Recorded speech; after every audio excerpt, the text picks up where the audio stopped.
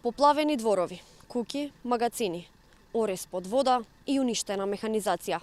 Ова се последиците од излевањето на Кочанска река по обилните врнежи. Во Облешево речиси 80% од жителите денеска се разбудиле со вода во своите домови, која некаде достигнала и до 20 сантиметри. Пред, но и зад камерата на телевизија 24 раскажуваат дека надојдената вода им нанела големи штети.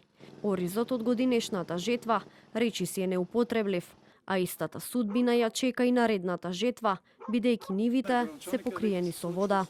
Граѓаните велат дека и во минатото имало излевање на оваа река, па затоа од надлежните бараат почести чистења на речните корита, се со цел да не бидат уништени нивните домови.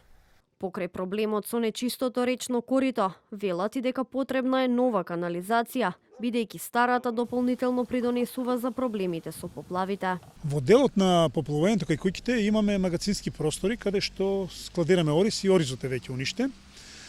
Дел од живата стока ја изнесовме, немаме штета кај неа, бидејќи ја пуштивме и изнесовме на други места повисоки.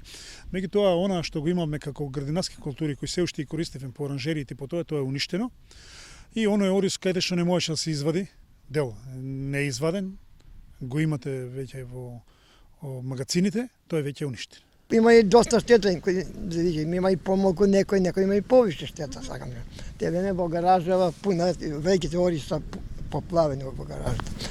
Тоа сакам да кажам. Кај вас дворот и гаражата само поплавен. Поплавен, да, и да. Тука тоа е дом сеќа што не се качила вода там на повисоката за тоа.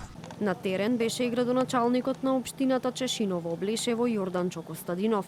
Тој во изјава за телевизија 24 рече дека на терен е цела механизација со која располага општината, а помош побарале и од општина Кочани. За штетите предизвикани од поплавите, Костадинов ги повика граѓаните да пријават за да може да се направи проценка. Излезена е целата расположлива механизација на јавното комунално предпријатие од Чешиново Облешево во поддршка со противпожарната единица од Кочани. На терен ги воочивме проблематичните точки и действуваме оноку колку што може и колку што дозволува. Не располагаме со голема механизација, со помали механизации кои што ги имаме, действуваме и се справуваме со настанатата состојба. Така да ќе ги сумираме резултатите од штетата настаната и ќе знаеме првични информации колкава штета.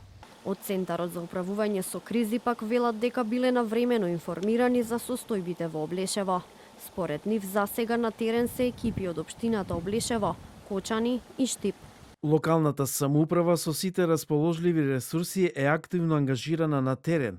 Воедно, побарана е и дополнителна поддршка во материјално-технички средства, особено за испумпување на водата од поплавените објекти. Во координација со општина Штип и ТПП Кочани, договорено е тие да стапат во контакт со градоначалникот и да обезбедат помош согласно можностите. Чистењето на зафатените домови и испумпувањето на водата од дворовите, улиците и нивите во Облешево ќе продолжи во текот на утрешниот ден.